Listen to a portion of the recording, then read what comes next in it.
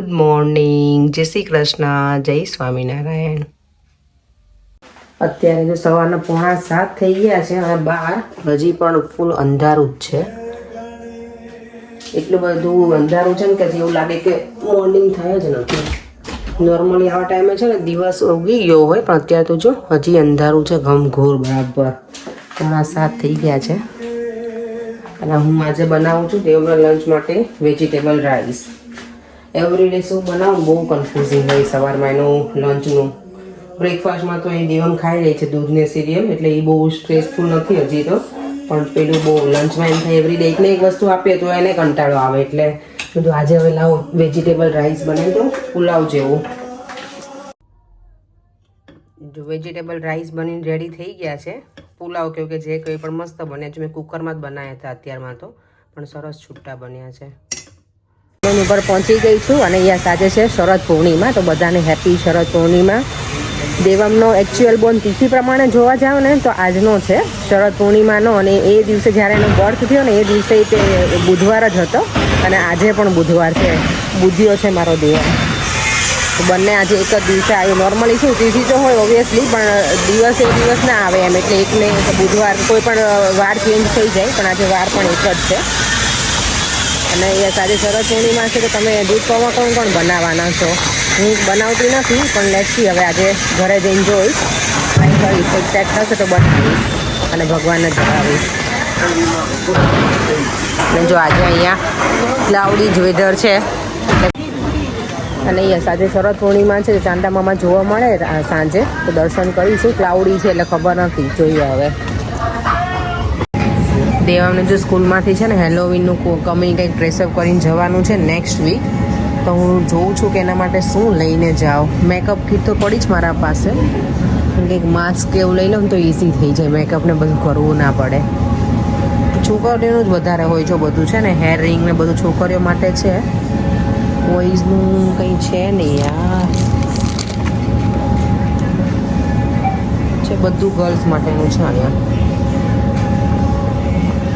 Let's see બોઈઝનું કંઈક મળે તો મને. ગમને છે ને પેલી હેર આવે ને એ રીતની હેટ આવે ને એવું કંઈક લેવું હતું કે સ્કેરી લાગે, પણ અહીંયા કંઈ છે નહીં.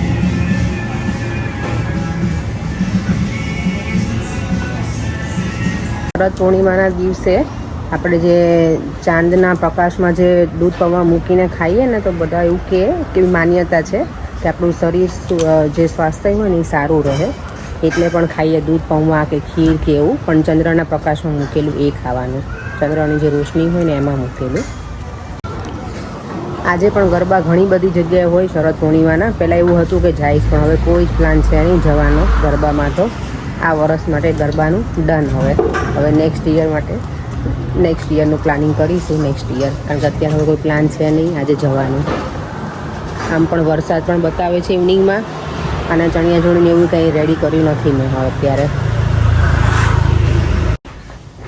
અત્યારે છે ને 6:45 જેવું થવા આવ્યું છે, અને બહાર એકદમ પ્રોપર અંધારું થઈ ગયું છે. એટલું બધું અંધારું લાગે છે.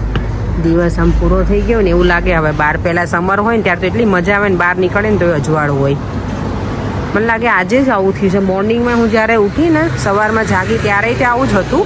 6:45 એટલું બધું અંધારું હતું, અને અત્યારે જો 6:45 સાંજના થઈ ગયા છે, અને પાછું અગેન અંધારું થઈ ગયું. અર્લી થઈ ગયું મીન્સ એમ. બાય અલીના.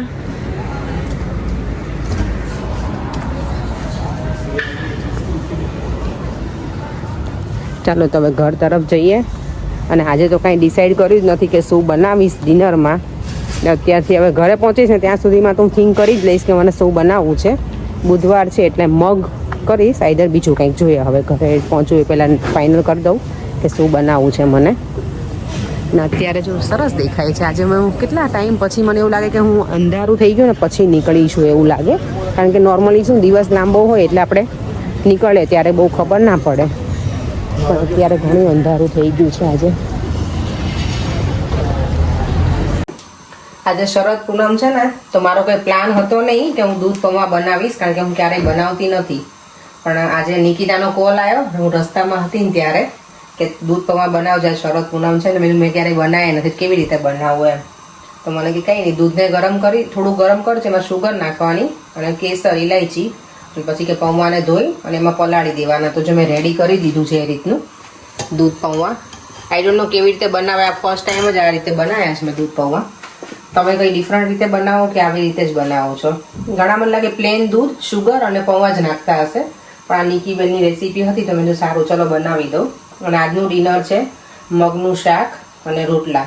પરેંગને તો ખાલી મગનું શાક જ ખાવું હતું, કારણ કે હમણાંથી હું રોજ જે એને કહું ને કે પરેંગ તમે રોટલી ઘઉં ઓછા કરી નાખો અને બીજું કંઈક વધારે ખાવ, રાઈસ ને એવું. તો મને કહે કે આજે મારા માટે ખાલી મગનું શાક જ બનાવજો, પણ પછી મને થયું ના, એકલું મગનું શાકની મજા આવે એટલે રોટલા બનાવું છું. રોટલા, મગનું શાક, દૂધ પૌવા ને કાકડી સમારી છે. આટલું ડિનર છે આજનું. ચાલો તો હું રોટલા ફટાફટ બનાવી દઉં. રોટલા બનાવું ને બને સારા, પણ બધા એક સરખા શેપમાં ન હોય મારા રોટલા. જો પણ ફૂલ્યા છે સરસ બધા. અને મેં આજે રોટલા બનાવ્યા તો પ્રોપર ગરમ પાણી હોય ને એ કરી અને પછી એનાથી મેં લોટ બાંધ્યો હતો, એટલે રોટલા મારા ફાટતા નથી. બાકી પેલું જો ખબર નહીં બહુ મસળું ને લોટ તો એ મારાથી રોટલા ફાટી જાય. ગરમ પાણીથી જો એકદમ મસ્ત સોફ્ટ પણ બને. પેલા રોટલો એટલે આપણને શાક જોડે ફાવે ખરા, અને ફૂલ્યો છે મસ્ત જો રોટલો. ચાલો તમે ડિનર કરી લઈએ. ભગવાને દૂધ પૌવા ધરાઈ લીધા છે. બહાર આજે નોર્મલી એવું હોય, દૂધ પૌવા છે ને બહાર ચંદ્રની રોશનીમાં મૂકવાના હોય અને પછી આપણે ખાવાના હોય, પણ આજે શું કહેવાય છે જ નહીં ચાંદામામાં બારે. વરસાદ જ છે અમારા અહીંયા, એટલે બહાર મુકાય એવું છે નહીં. અત્યારે વરસાદ શરૂ થઈ ગયો છે તો કંઈ ભગવાને ધરી લીધા છે એટલે આવી ગયું. ચાલો ફટાફટ ડિનર કરી લઈએ. દેવાને પણ બહુ ભૂખ લાગી છે ક્યારનું. કહે ને દેવા બહુ ભૂખ લાગી બેટા? પરેંગ કે તો જો એ બધું રેડી કરી દીધું. થેન્ક યુ પરેંગ. ચાલો જો તું જમવાની પ્લેટ રેડી થઈ ગઈ છે, મગનું શાક, અને આજે મેં હળદર બનાવી હતી ને એ પણ હવે સરસ થઈ ગઈ છે. તો આજે ખાવામાં આવશે. હવે ગાજરની ચીર છે, રોટલા, કાકડી. દેવામ ચલો બેટા હવે જલ્દી. શું હજી અત્યારે પ્લેન બનાવવા બેઠો? ચાલ દેવામ આમ જો ડેડીએ શું કર્યું આનું. લોક લોક જોજો બેટા વાગી ના જાય તને. Devam, it's very sharp, Devam. Don't hold it. કેમ તમે આમ કરી રહ્યો? બેટા એમાંથી બધા પૈસા બહાર કાઢીને આપણે ગોલ્ડ લેવાનું છે. ગોલ્ડ કેમ? તો સિલ્વર લેવું છે? નહીં. ઓકે, આ છે ને આ પીગી બેંક છે ને, હું એવરી યર શું કરું, દિવાળીથી દિવાળી ભેગા કરું અને ટ્રાય કરું કે જો 50 પાઉન્ડની નોટ હોય ને તો એ જ મૂકું, 10 ને 20 ને એ બધું ના મૂકું. કોઈન તો મૂકવા જ ના દો. દેવમને ના મૂકવા દો. દેવમ નાનો હતો ને ત્યાર તો 5 પેન્સ ને પાઉન્ડ ને એવું બધું મૂકી દેતો. પણ હું એવું કરું કે જ્યારે 50ની નોટ આવી હોય ને ત્યારે મૂકી દઉં. એવું નહીં કે ફિક્સ કે દર મહિને મૂકું કે એવું. આ દિવાળીથી આવતી દિવાળી સુધી જેટલા ભેગા થયા હોય એનું ગોલ્ડ લઈ લેવાનું. પછી 200 પાઉન્ડ હોય કે 400 પાઉન્ડ હોય કે 500 જેટલા પણ હોય એટલાનું. તો આનું યસ, આવતા ગુરુવારે છે ને પુષ્ય નક્ષત્ર કે પુષ્પ નક્ષત્ર, હું કન્ફ્યુઝ છું એમાં. લઈ લઈશું અને પછી ધનતેરસના દિવસે એની પૂજા કરીશું. તો જો તમે આવો આઈડિયા અપનાવજો. આ સારું કહેવાય. આવી રીતે કરીએ તો સારું. એક બાજુ આપણું સેવિંગ્સ પણ થાય અને ગોલ્ડના ભાવ આમે વધતા જ રહી છે. તો એ બાને ગોલ્ડ ભેગું થાય. મને ગોલ્ડનો બહુ શોખ છે, એટલે પહેરવું નહીં પણ ભેગું કરવાનો બહુ શોખ છે મને. ગોલ્ડ પહેરું છું પણ સિમ્પલ એમ. આવું નાનું એવું હોય બધું સિમ્પલ ને ડેલિકેટ એવું પહેરું. દેવમભાઈ જો દેવમ છે ને અપસેટ થઈ ગયો આજે. આ પીગી બેંક તોડી નાખી ને એટલે ને દેવમ. સોરી, હું બીજી નવી લઈ આવીશ હવે. દેવમ આપણે પાછું એ ફીલ કરશું યા. અરે વાહ, દેવામે તો સરસ ફ્લેગ કર્યો હો બેટા. ઇન્ડિયા ફ્લેગ બનાવ્યો ઇન્ડિયાનો. હા. Nice. Thank you. Good job. અત્યારે આ પેન વાળું લીવડાવ્યું છે ને એટલે કંઈક કરે છે એમનો જ, હે ને? ડ્રોઈંગ. ઇરેઝ કરતો હતો. ઓકે, કંઈ ચાલો તો હવે આ વિડીયોનો એન્ડ અહીંયા જ કરી દઉં છું. જો તમને વિડીયો ગમ્યો હોય તો like, share and subscribe. By.